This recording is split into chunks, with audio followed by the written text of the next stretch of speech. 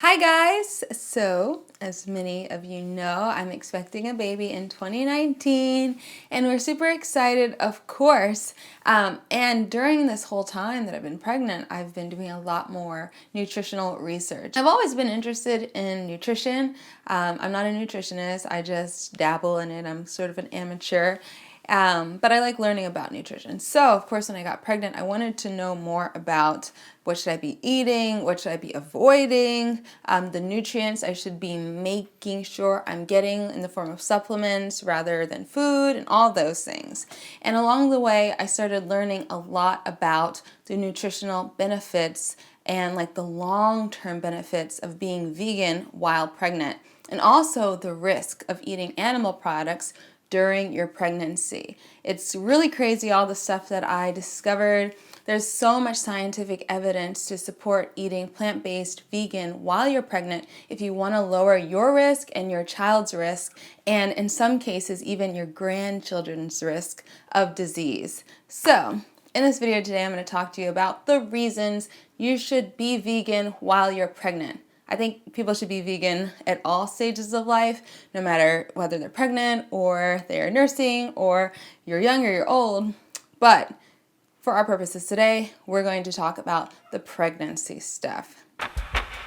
Okay, so first let's talk about the benefits of being vegan while pregnant. Now, you've probably heard that vegans have a lower risk of certain types of cancer, autoimmune diseases, we have lower risk of diabetes and also obesity, we have lower body mass indexes. And by the way, throughout this video, all the things that I'm mentioning, I'm going to put sources down below so you know that I'm not just making this stuff up. But not only do vegans do really well and have lower risk of disease while you're just like a child or an adult, but also during pregnancy. One of the things that stood out to me the most is vegan women have lower severity of morning sickness and sometimes don't even experience it as much as non-vegan women. When I was in my first trimester, I definitely had morning sickness from week 6 to 13, and it was bad for me, but I don't think it was really that bad. I was not nauseous all day. I was not throwing up all day. Of course, I was taking more naps, and I still am.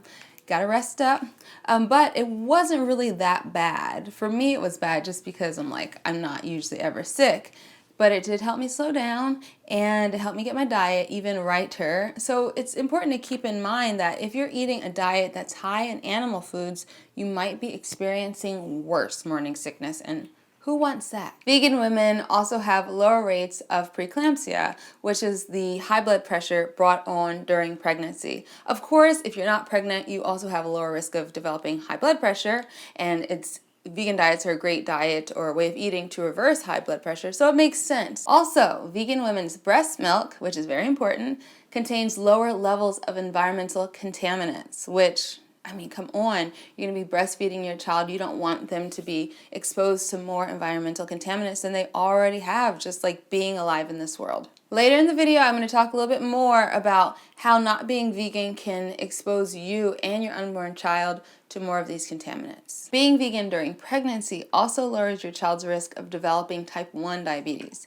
And that's the type of diabetes that you cannot reverse through diet and exercise. That's the kind that they're going to be suffering from or dealing with for the rest of their lives. As you guys know, I'm an ethical vegan. Of course, I care about health as well. That's why we're talking about this in this video. But as an ethical vegan and being pregnant at the moment, it's really helped me connect more with the experiences of mothers of other species as well, because really, what is the difference?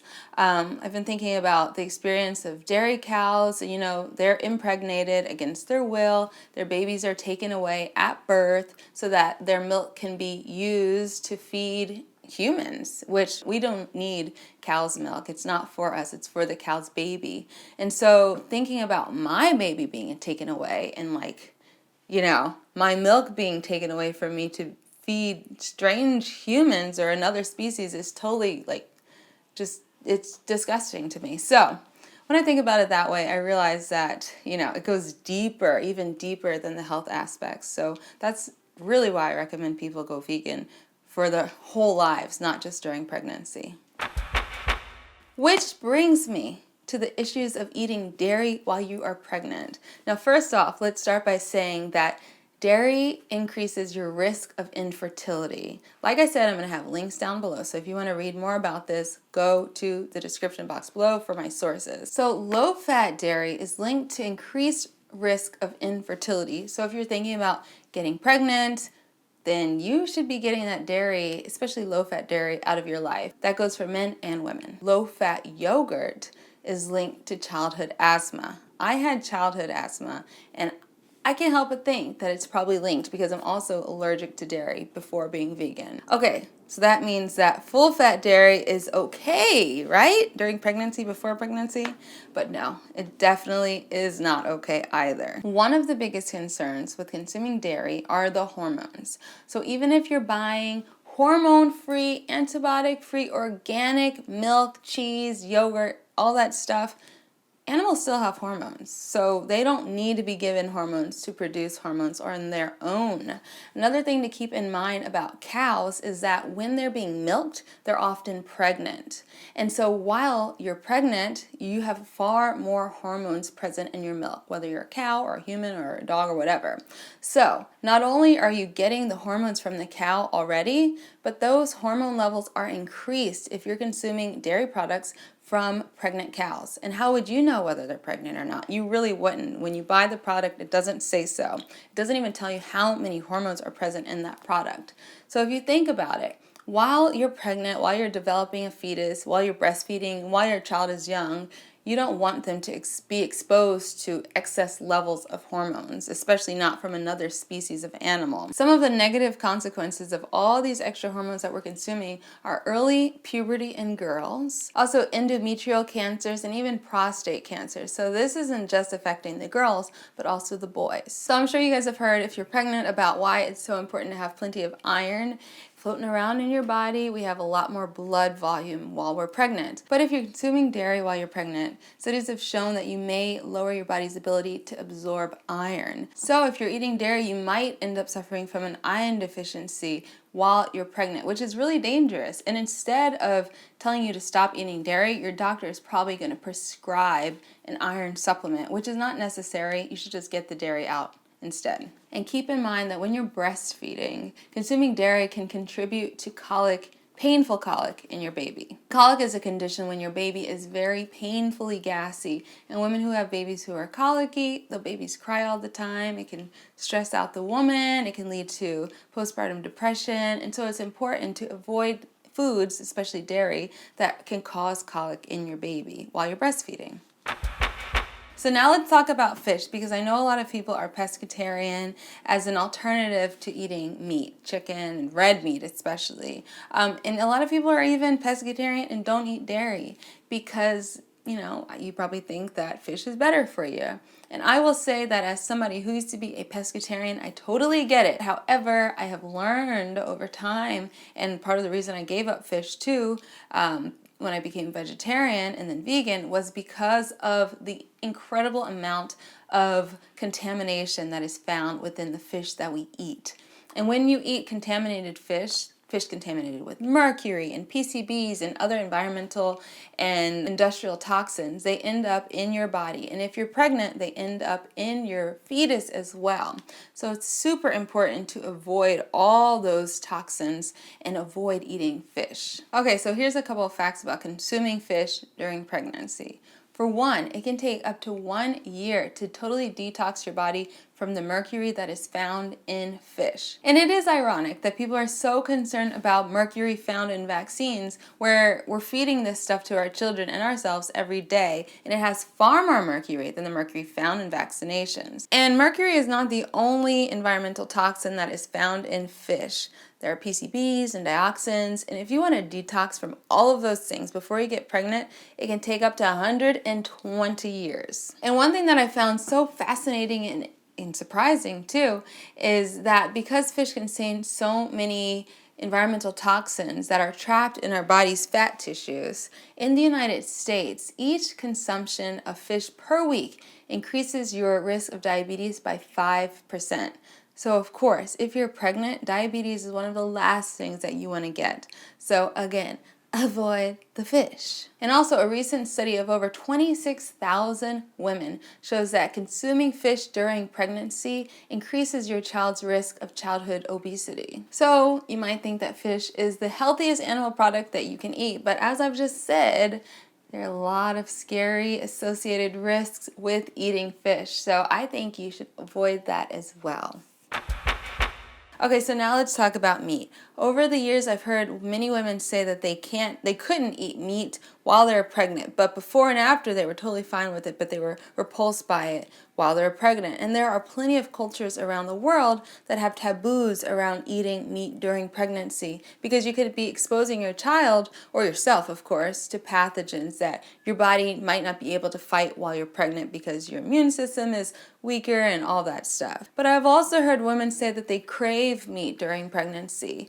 Now, there are plenty of reasons not to give in to that craving. Maybe you're having a nutrient deficiency. Maybe your body wants something else that you could get from meat, but you could also get from a safer source, a safer plant-based source, say iron from beans or whole grains or vegetables or something like that, rather than getting it from meat. Okay, so now let's talk about why you should not eat meat during pregnancy. There's a lot of evidence that shows that consuming meat during pregnancy can contribute to obesity in your children, but also even in your grandchildren. This is connected to higher cortisol levels. Now, cortisol is a stress hormone that your body produces when you consume meat. And higher cortisol levels during pregnancy leads to higher cortisol levels for your child in adulthood, which then can lead to obesity and even making it harder for them to choose healthier food choices. This is also connected to POPs, which are persistent organic pollutants. So sort of like with the fish, exposing yourself to these toxins that are in the environment, that are in these animals,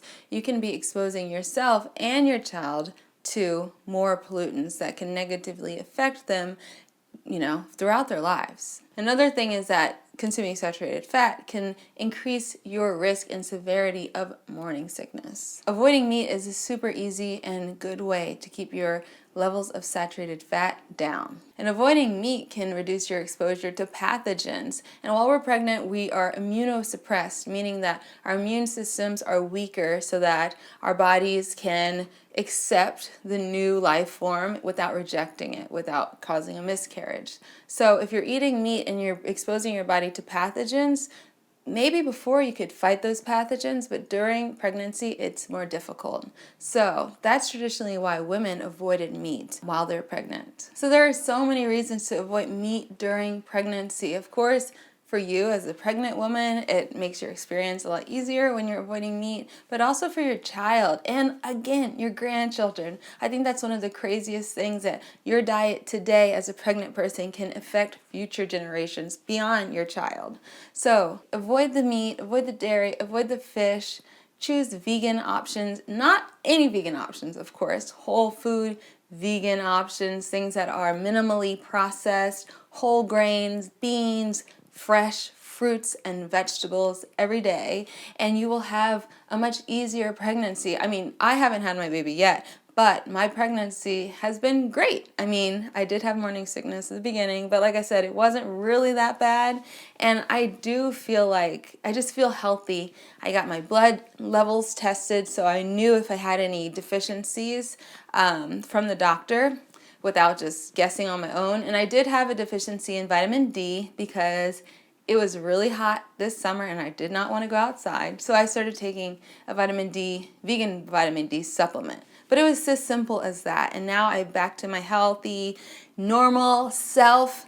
And I think a lot of that has to do with me being vegan. And of course, doing all this research and learning so much about the negative effects and the risk that come with eating animal products, I feel even better about being 100% vegan today and for the last 7.5 years, and of course going forward and raising our child this way too. Okay, so guys, make sure you check out those links down below if you want to learn more about vegan pregnancy and the risks associated with eating animal products during your pregnancy. If you have any questions or any comments, or also sharing your experience as a vegan mother, share those down below in the comment section because I'd love to hear from you.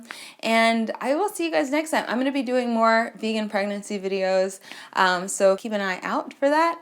And yeah, I'll see you then. Thanks for watching. Bye!